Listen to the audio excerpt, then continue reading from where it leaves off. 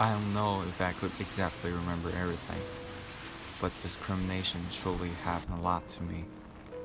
I was 13 years old and lived in China all my life when my mother asked me to go with her to the United States for a year, and I happily agreed. I stayed in State College, Pennsylvania for most of my time, and I took middle school and high school there. Some kids recognized my difference and just made fun of me. At first, I thought they were making jokes, but they were too exaggerated to be jokes. Sometimes I would just sit there for hours, staring at nothing, don't know what to do. I always get lost in the complete darkness. I've been dealing with this for like my entire life. Never ends. You just gotta move on, because it's gonna happen no matter what. I remember my mom telling me that be careful with other kids because you don't understand their culture, and just be as polite as patient as possible. But I just gave those kids the chance to bully me. I remembered being called freak, and at first I even didn't understand the word. I could just sense their triumphant smile and try to think they're being friendly to me. I was the only Asian person in my school, and I was also the only Asian person in my neighborhood. So from a young age, I knew that my family and we were very different from everyone else around me. And people would kind of avoid my family. My mom packed me like a school lunch. It was like,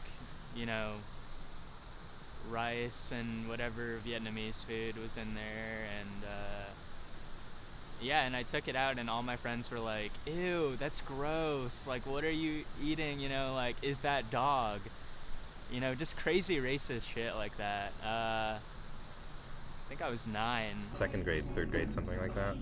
And I remember I have a specific memory of a kid named Kevin. I still remember his name. But he would just call me names and stuff and do the whole I thing, which is just so sad. When the professor would say, get into groups, or work with the partner, or work with the person sitting next to you, people would purposely try to avoid working with me because they would think that I couldn't speak English well, that I didn't understand English. In middle school, I remember I got in a fight with a kid at recess because he said something to me that was racist, and then I got really mad at him, and then we shoved each other. And I was about to pick up my violin, go walk home to school, and this kid was like, what did he say? He said, he was like, oh, what's that? And I said, it's viola. And he said, oh, that makes sense because you're Asian. And I was kind of like, that's cool. I was feeling extremely confused, but I got nothing to say to them.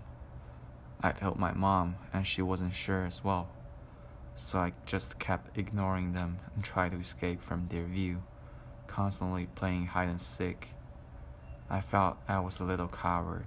I remember being really confused because prior to that I didn't really know what racism. Yeah, and I don't really know. I mean, I think I understood it was because I looked different. Later, when it kept happening, and I asked my parents about it, they were like, well, we got to tell you something, that's racist. People would kind of look at me and not think I was pretty in their eyes, I would think, and that kind of, it made itself the way I judged myself. We spoke another language to each other. We ate different foods. We spoke differently. It was very hard for me to actually realize that I am different because I'm Asian, just because of the fact of my skin color. I'm not going to fit in with everybody, and that's fine. But I never really thought that would come true until college. I never thought that was real.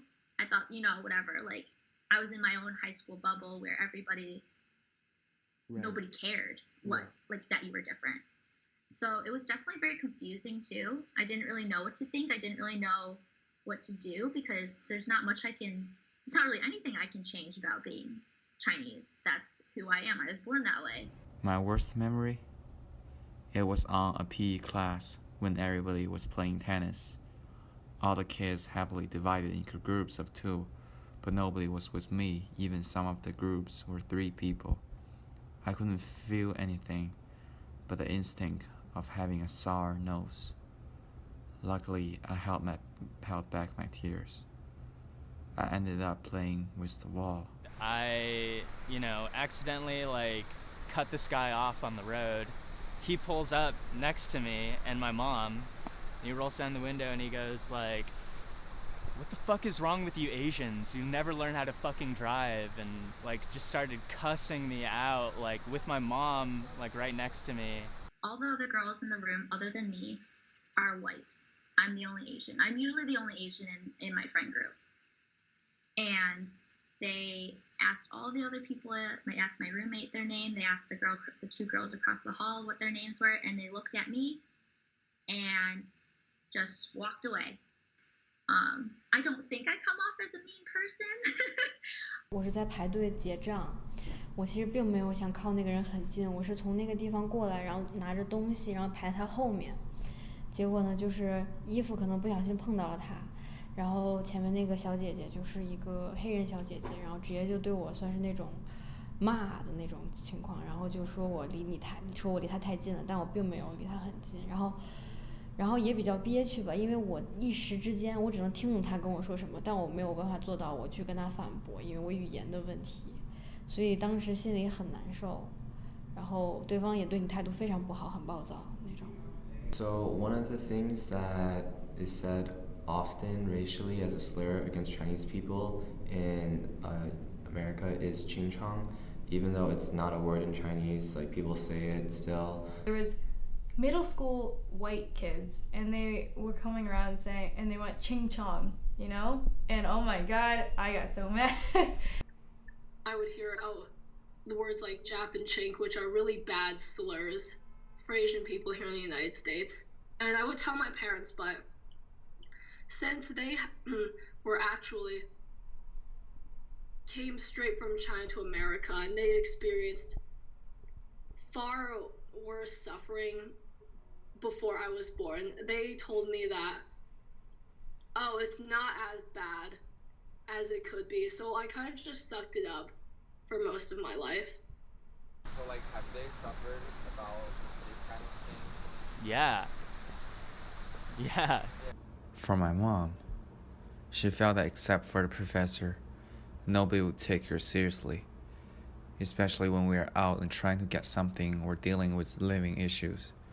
Her English always made people confused and impatient, but as an elder, she knew something that I don't. A lot of times I think my parents didn't get promoted, partially because of the fact that they weren't a certain race, they were Asian. So He came here in the 1990s. It was a different time period, different era. That time a lot of people were more open-eyed. People tried to beat him up on the street before, when people tried to mug him, steal his money, stuff like that. My dad, when he first got to this country in 1995, he was a dishwasher for a while. And he eventually got into the hotel business and was doing pretty successful. But it's nobody would ever really take him seriously, and he'd be telling me all these crazy stories of whenever he was at the front desk at the hotel, people being oh, can I talk to the manager? He goes, I am the manager. And he goes, okay, well, can I talk to somebody who knows how to speak English? And he's like, I can speak English, listen to me, I'm talking to you in English. I don't really know anything about specific occurrences, but I know it's the overall feeling of not belonging, and I've never asked that much since this was during the 1990s and early 1990s, and I wasn't born until 1998 when my parents were already well established in American society. But I trust them, and I know that as people who at that time they literally could not speak a single word of English. They were dirt poor. My parents, they recognize the fact that white Americans, do have all the privilege. And in pop culture, black people have, a certain degree of privilege. And for us, it's like we don't have really social standing or like mainstream, like popular culture standing. So we're really just invisible to a lot of the country. If you've watched like Steve Harvey last year on TV, he famously made fun of Asians on the show publicly, though he wouldn't have been able to say that about, say, black people or Mexican people. It's because Asians are thought of as a model minority. So most Asians that come to the US, their families they're either an entrepreneur or they're educated, so they're successful. They're thought of as the model minority, the minority that made it. So some types of discrimination are more okay against Asians because of that. White people came over from Europe on the Mayflower to Massachusetts, Virginia, and then they established themselves first. And the idea of people who look different with different cultures coming into the country terrified them because they were afraid that they were going to lose the power that they'd already established. Like if you look into the history of Chinese Americans, you know, like there's so many like overtly racist things that the government has done to us, has targeted us for, like Chinese Exclusion Act. Only time like the American government like banned any one specific ethnicity from coming into the country. And it's like, dude, we built the railroads, you know, like we were one of the first settlers in California. It is the overall feeling of not being accepted. I wonder why such difference could make people have prejudice. Is it because we tend to be nerds? We don't know how to enjoy life as all the rest people do? We do silly things? With more exposure, people change. I think the reason why a lot of people are racist is just because they don't have any exposure. They've never talked really to a person of color before or something like that. You know in other places that prejudiced people are having kids and teaching them their ways so that the kids also are prejudiced racially and politically. The point of being a human is to be different. If everyone was the same, life would be so boring. It is a lesson for everybody. How to treat people equally and how to accept other people as much as accepting oneself. We are all human and we must be selfish in some ways, but too much of it could do harm to a peaceful world. These white Americans, and really all Americans, like black people too, Mexicans, Latinos, all Americans, you know, they either like hate us or are interested in us or like us or love us, but very rarely do they like understand and accept us as like fellow Americans. And that kind of alienation, you know, it's tough. And it makes, you know, it kind of forces us into this category. So this is something that I have been discussing and then we have been working on is I mentioned about intercultural competence, and that's the thing that if 50% of the people, they wanted to learn about it, they're interested in it, they are willing to exchange and communicate, another 50% are not willing to. This is not going to work. Any of that kind of negative stuff will ever completely go away. I don't think it will, because we're all human, and I know I can be racist, and not to Asian people because I am Asian, but to like I know I've said racist things in the past. So I mean I think we're all still trying to learn. It's about that finding that balance of loving your own culture and loving your own unique identity, but also accepting others for their own unique identities and coming together as one group of people. Finding that balance it will be important for us as we finish our educations and go out into society. It is a world with diversity. Prejudiced people always exist. But the thing we could do is to avoid being that kind of people, right? After all, we are one human race.